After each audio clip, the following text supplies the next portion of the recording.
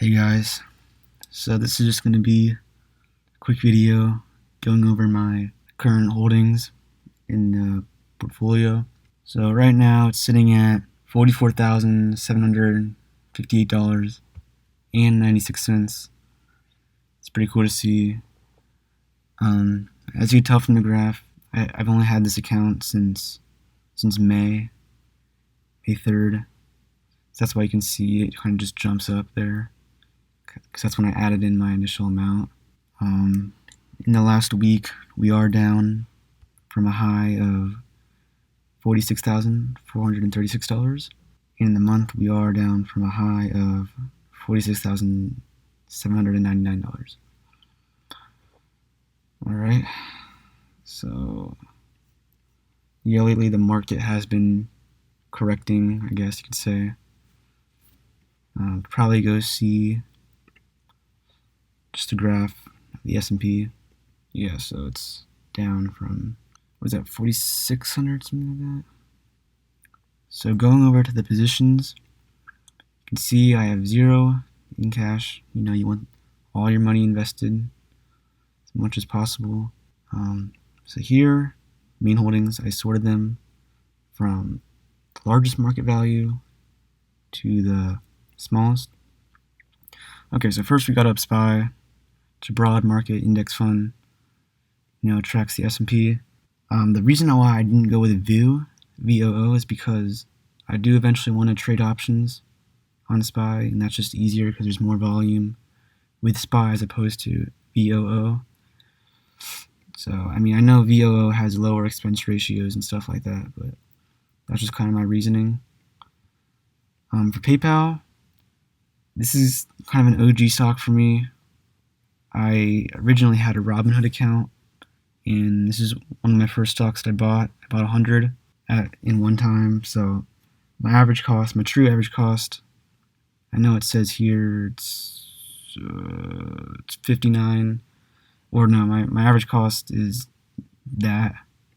So I originally bought PayPal at $121, I believe, and I've just written it down. Still believe in it long term. Still a good stock. They had a good earnings report, just wasn't what the market expected. So here we are now. I do have a call option actually on my other account for PayPal, expiring 2024, I believe. So we got that going as well. I think we're near bottom for it, but yeah, Meta I got in pretty early. I believe my average cost is like 100 or something. Right now it's at 283, which is kind of insane. I got this last winter at its lows. I did sell 10 shares recently. I only have 20 right now. For the individual stocks, aside from SPY, I chose them because they have good growth potential and they have large economic moats. So an economic moat is basically something that prevents other companies from competing because they have such brand value towards your customers. Like, for example, Disney has the parks and those movies, thousands of movies, hundreds of movies. People just grew up watching, so they have that customer appreciation aspect. But yeah, moving on to Amazon, I believe. I used to have 80 shares, 83 shares, but then I sold off at around, I think yesterday. So I sold like 50 shares yesterday, about 133. I think it's near an all-time high. So I think we're at a top, at least for the next few months for Amazon. All right, next up we got Tesla here, hovering at 218. So yeah, the market's closed right now. Nothing's gonna move. We got Tesla, great company. Like the cars. They're not just a car company, they're a technology company. See lots of growth out of them. We're not even at all-time highs, not even close to all-time highs. Tesla's a good buy. Google is another one of those growth stocks, no dividend. It's pretty good value right now, I believe. Let's see here. Let's see. 3 year, not even at all-time highs. More growth ahead. It's Google. Everybody uses their browser. yeah. Disney, like I said, large moat. That's all I have to say. Great company. 52-week lows. I'm gonna get more. I think they're reinstating the dividend next year, which is cool to see. All right, so next up we got Robinhood here. Basically just a broker. I used to use them as my starting broker. They're more of a, I guess, beginner friendly. They have a good user interface, but I am planning to get rid of them. I saw 2 calls on them expiring September 29th, 2023 at the $11 strike price. My average cost is around $1.80, so I will be profiting $40 if I were to sell them at $11 because I have 200 shares. I'm trying to make a portfolio that is set for the long run to where I don't have to touch it much. And I'm not sure Robinhood will be around in 40 years, let's say. And I'll get exposure to them if they get added to the S&P or if I buy VTI in my Roth IRA. So I think they're a good company. They have a lot of growth potential, but I'm just trying to sell them right now. All right. Next up, we got JP Morgan. Self-explanatory here. The biggest bank in the world. I mean, at least in the U.S. They got like $2.4 trillion in assets under management. So the world would pretty much collapse if the economy would pretty much collapse if they went out of business. So it's a good buy. All right, next up we got Starbucks. Everybody knows Starbucks. It's a great coffee shop. My mom goes there like every day. It's pretty much the white girl consumer discretionary or consumer staple, I guess, if you're white. I guess that's kind of racist, but I'm white too, so it doesn't really matter. All right, next up we got Apple. They have a gigantic economic moat. They are not going anywhere. They are the biggest company in the world. Maybe a bit too big. I don't know. But they recently did have a drawdown. So, it might be a good buying time. I don't know. Coca-Cola. I do not want to own Pepsi. I only drink Coke. I know Pepsi has more growth, a smaller dividend. And I know they also have the chip brands underneath them, like Lay's and stuff. But I need Coke. I need Coke, even if I'm sacrificing a little bit of growth. They're already kind of a built-out company.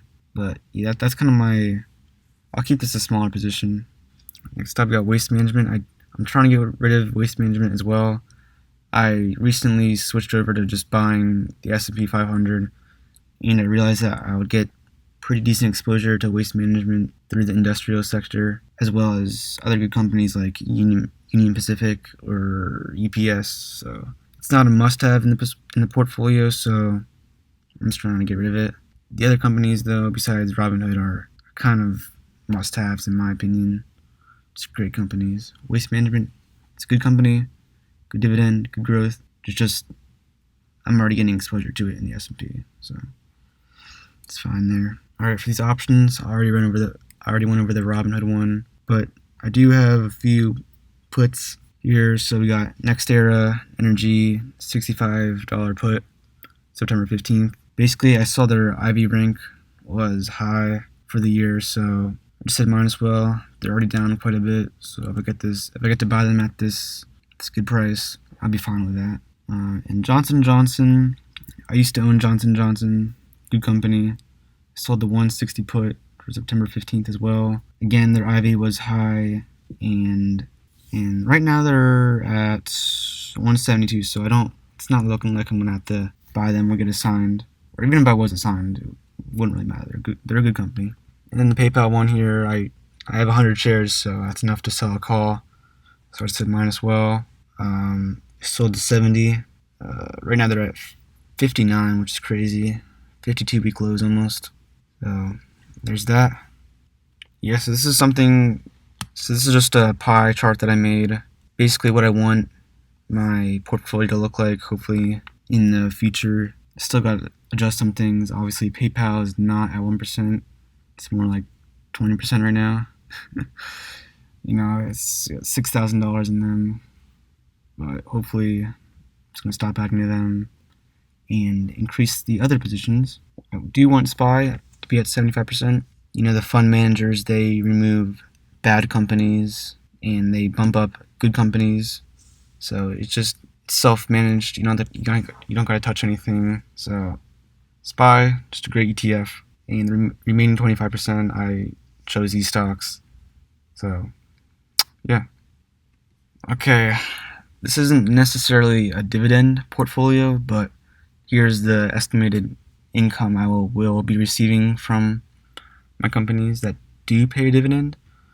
So obviously you got SPY, it's got the 1 point something percent dividend yield. That's going to be obviously the most because I have 75% allocated towards it, or will be. So you got $221 from them over the course of the next year. JP Morgan 40, Coca-Cola 25, Starbucks 25. Waste Management, I'm getting rid of them, but 14 it would be. Apple only got a 0.55 dividend yield, so it's gonna be $5 from them. And yeah, that's pretty much the whole portfolio. I plan to maybe update you once every month, once every 4 weeks. So that's the plan going forward. This is just kind of to document my progress, not necessarily to get views. I want to be able to look at this in 20 years and be like, oh shit, I only had $44,000. And yeah, see you next time.